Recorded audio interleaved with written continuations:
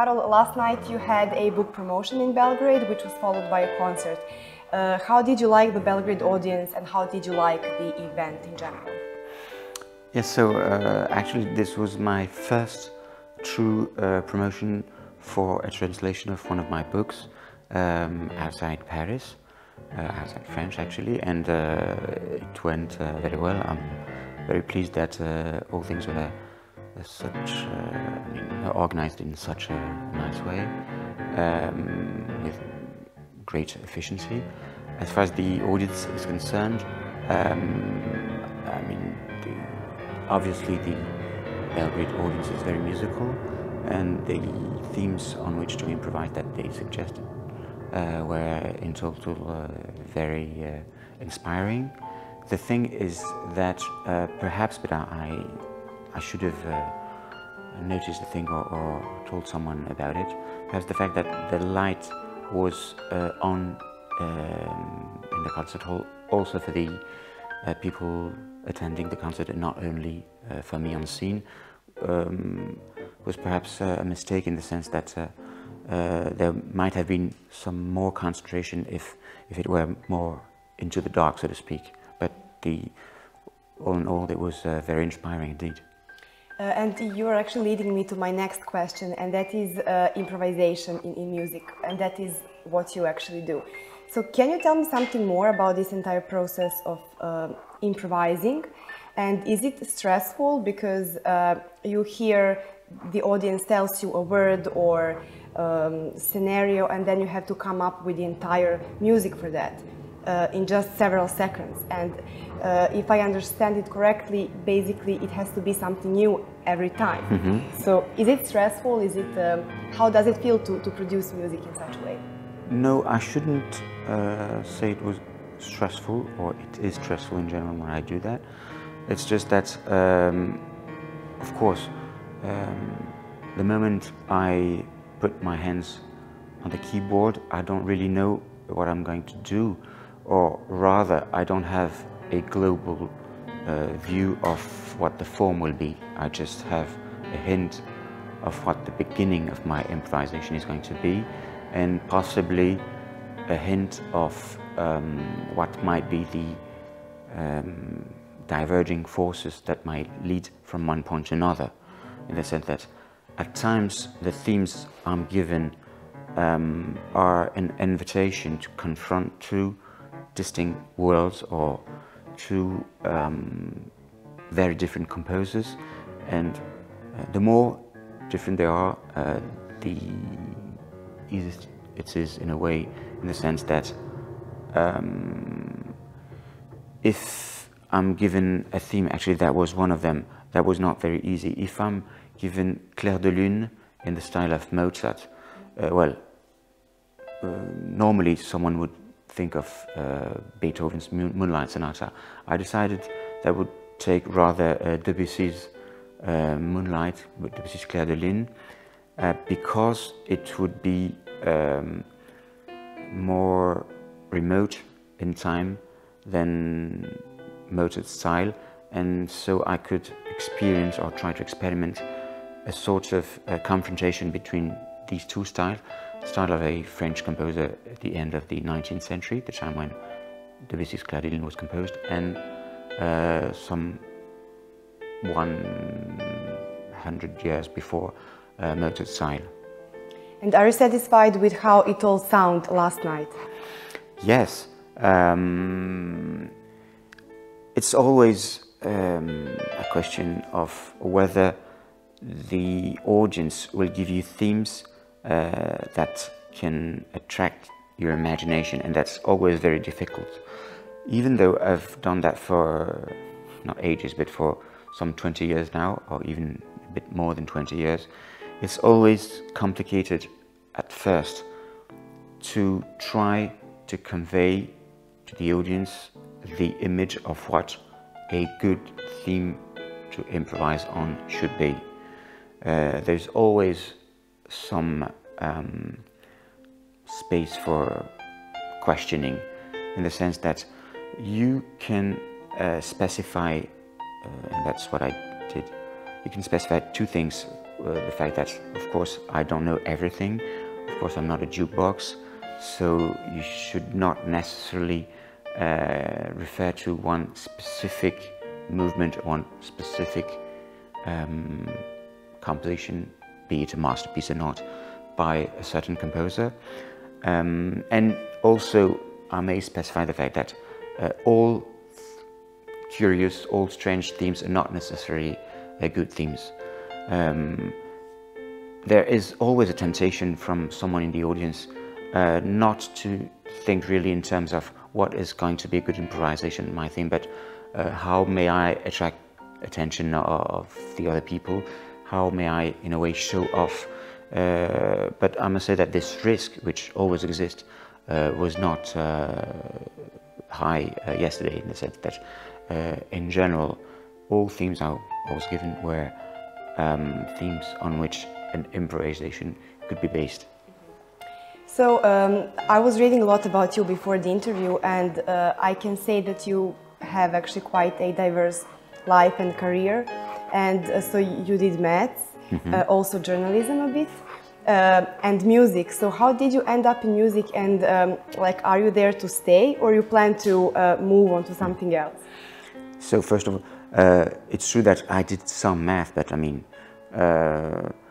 compared not only to Sederikom Vilanijem, my co-writer, but to anyone who's in math, the math I did was a very good introduction to some tiny parts of this huge discipline, but it's really, I would never consider myself a mathematician, naturally. And as far as journalism is concerned, it's true that when I was 19, it was my first music critique as a music critique, and that was for a student magazine. But later on, with the same team of people, we founded, so to speak, a magazine special in classical music, which is actually called Classica. That was more than 20 years ago, and it's still on, and it's still very effective and very popular. So I'm glad I did that, which enabled me to meet other composers, some of them writing in a style very different from mine. So it was a way to broaden my views on the subject of composition. Also, you should remember that at that time, you wouldn't have all available sounds on earth out of a single click on your computer. Things were much harder to get an impression of what a composer in a remote country could be writing. So as far as I'm concerned, the fact that I was given, I don't know, some dozens of CDs every month gave me an opportunity to be a better connoisseur on the subjects of contemporary music. And not only contemporary music, my main focuses were on music of the late 20th century, but I also became sort of an expert in French music of the interwar period, and I also was interested in music, I mean, from outside Europe. So it gave me quite a large scope of expertise, and in total, I'm glad I did that. There was also another benefit I could draw from that, and that was the fact that when you yourself are a music critic, you can evaluate the amount of, I should say, bias that someone would put on the critique that he or she does of a CD or of a concert. So it's a way to relativize, I mean, to be quite, not to be too stressed or to consider yourself as a victim if by any chance you get a bad criticism. So on the whole, I think it's a good thing. And also acting, that is what I forgot to mention. So acting was quite a long time ago. I was a child actor between the age of 8 to the age of 12 or 13. I acted in some 15 films, either for TV or for cinema.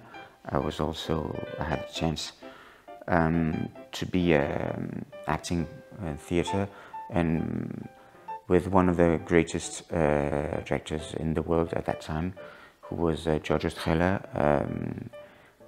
and he's a Piccolo Teatro di Milano. I love the experience. In a way, I'm sorry it couldn't be put further, and I'm lucky enough now to write some film music, even though it's only a tiny proportion of what I do as a composer. And because I know a couple of directors who trust me, some of them would give me some little parts in their films, either mute or with some small amount of dialogue. So it's a very nice thing that I very much like to do. Yes. So let's talk about your book, which was actually translated into Serbian and promoted last night. So I translated it into English because of the interview. So behind the scenes of creation, and broadly speaking, what is there behind these scenes of creation, both for music and for any science? Actually, we're not that much interested in the common denominator, I should say, between music and math, or between arts and sciences in general, but rather in the common processes of creativity that are involved in the fact of trying to solve a theorem or trying to compose a page of music. And there are actually a great number of common things. The intersection of these two disciplines is pretty broad. There's the question of, I mean, very basically speaking, is there for us, for either Sêderikom Vilanijem or I, a specific moment during the day when we would rather like to be immersed in this process of composition or math thinking, but there's also this true problem, and I think we have not solved it yet, and no one probably will ever solve it, which is how can ideas come to your mind? If we had a chance to find a solution to this problem, then the whole question of creativity would have been solved, and well, unfortunately it's not the case, but it's also one of the reasons why we decided to write this book. We have known each other for quite a long time, Sêderikom and I. We were both students at École Normale Supérieure at the same time, some more than 25 years ago now. And we've had the chance to have joint lectures together on subjects located in the frontier between math and music. But this book was for us the opportunity, in the form of a dialogue, to exchange ideas on how the process, this very mysterious process of creativity, take place. And what would be the main findings of this conversation which you actually had in the book? I suppose it's quite a broad question. Yeah, yes, it is. Perhaps the less obvious ideas are the one linked to the fact that the importance of constraints when you try to create is great. As far as music is concerned, one of the constraints can be given by the commissions you're given. I am fortunate enough to be able to compose through commissions, which may be commissions from the state, very rare, Radio France, it can be from festivals, regional orchestras, all sorts of people, at times even private sponsors. But I must say that in general, the constraints linked to these commissions are very few. Normally, you're given a commission, you're offered a commission to write a piece which will be premiered during some specific circumstances. And that can be a concert for which there's already a program which has been settled, decided, determined. For this program, you have a certain amount of instruments, which means that the commission will be for, say, solo piano, choir, chamber music, symphonic orchestra. So that's one of the constraints. The other constraint is related to the amount of time that the piece you're writing is going to take when performed. And this is also linked to the circumstances of the premiere. Apart from these two things, the specific ensemble for which you play and the duration of the piece, in general there are no constraints. As I said yesterday, well, you can have some cases which are just on the verge of being constrained. For instance, some 5 or 6 years ago, a friend of mine wanted to surprise his future bride and decided that as a wedding present he would commission me a piece for her. Of course, I'm pretty sure that if I had written something very sad, he might not have liked it. Conversely, if I'm commissioned by, I don't know, the church, if I'm commissioned a requiem or de profundis, I'm not supposed to write some dance music. It's supposed to be rather serious and possibly sad. Apart from these two cases, in general, the constraints are very limited. But there are cases when it can be the other way around. For instance, I mentioned the fact that film music is a small portion of what I compose. For film music, the constraint, of course, is great. The constraint is the scenario or the film itself, and you'll be limited in what you can achieve by the opinion of either the director or the producer, depending on what the production is. If you take now the case of tales for children, musical tales for children, it so happens that I have already written 4 of them and I'll be soon writing a 5th one.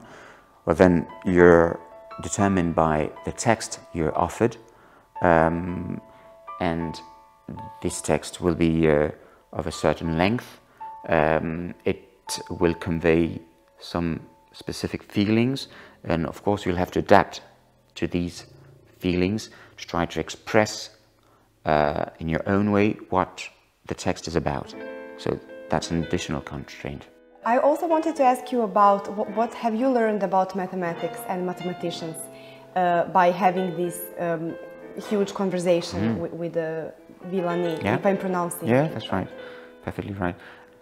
The way of working, I mean, be it fashion or tradition or whatever, is of course very different.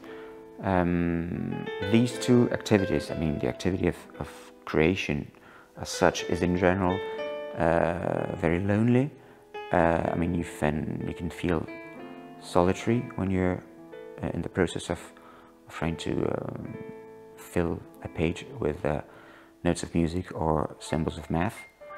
But as far as math is concerned, you have the importance of colloquium, of seminars, all sorts of interactions with colleagues in a field which can be very close to yours, or even if this field is not that close but slightly remote, it still can give you a hint of how to deal with the problem you're trying to treat. when you're talking of music and of a composer, things are quite different. If I stay in the domain of arts and take, for instance, literature or another art, which is a question of a whole team, such as films, cinema. Well, as far as cinema is concerned, you can have a person who is both the screenwriter and the director, but in general, these two functions are separate. And you can have 2, 3, at times 6 people working in a scenario. So it's already the work of a team. With music, it's very rarely the case. In general, you're alone in front of your sheet of paper. If I were a novelist, I probably would have the chance of presenting my work to a good friend or colleague of mine who would also be a novelist, and he or she would read it and could give an impression of what he or she would read after reading some 100 pages, for instance, which would take him or her, let's say, 2 hours, 1 or 2 hours. It's very different when it's music, and all the more different as you're working for a large ensemble or for an orchestra. If I'm writing just one sheet of music for orchestra, the time during which the person I'm submitting my work will take to thoroughly read this music can be some 10 or 15 minutes, which is quite a lot when you bear in mind that this music, when performed, might take no more than 6 seconds. So you can imagine, if it's not 1 page but 100 pages, for instance, the time that your friend will consummate just in order to have a glimpse of an idea of what you're submitting him or her. So does that mean that you basically very rarely ask your colleagues, fellow composers to help, I mean not to help you, but to give you some kind of a feedback? Yes, it is the case. Well, of course now we can use tools, we can be, I mean, computer tools which can be of some help as far as composition is concerned. But as far as I'm concerned, don't feel so comfortable with the help of a computer. I actually use my computer just to have some clean sheet of paper, and because my handwriting is becoming worse and worse with time, probably because precisely I'm using this computer. Actually, I'm using a software which is called Finale, and which just helped me to engrave the music. Now, it can be of some help to have a little hint of how it's going to sound. For quite a long time, my Finale version was bugged, and I couldn't hear the music. And I must say that I was very satisfied with it, because it forced me to concentrate on my inner perception of it, without having to listen to what the computer that sounds will be given by the computer. Now my version is not bugged, and I must say I only would use it when I'm writing music of a fast tempo, for which it can be of some efficiency, or when I want to control some aspects of super impressions of rhythms, polyrhythms, if I may call them so. And for that, yes, the computer could be of some help. But apart from that, if I'm writing a movement of some moderate or slow pace, the computer is almost of no use. And I would now finish this interview by getting back to your book. So maybe I understand that Mr. Vilani is now, like he turned to politics. He's MP. That's right, exactly. So does that mean that maybe in the future you will have another conversation with him talking about these creation things in politics, if we can say that there are some kind of creation in politics as well? Would you be interested in doing that? Well, I would be interested in sharing and exchanging ideas on what he's doing now, because I'm pretty sure that he's a very respectable MP. He's very much devoted to his electors and to well, the public good as such. Yet, even though I'm very interested in politics myself, and I think the questions of cultural policies, but not only cultural policies, politics in general, are extremely important questions. I don't think that the amount of creativity in that field is great. Well, you would have the very clear-cut distinction between the creator, who is in general someone dreaming day long, and a politician who, on the contrary, is someone very down-to-earth with very basic preoccupations. And that's the way it is, and that's probably the way it's going to be for ages. So I wouldn't mind in 5 or 10 years write another book with Sederikom Vilanijem on questions related to politics, but it certainly is not going to be a book on creativity in the field of politics. Okay. Thank you very much. You're welcome. Thank you.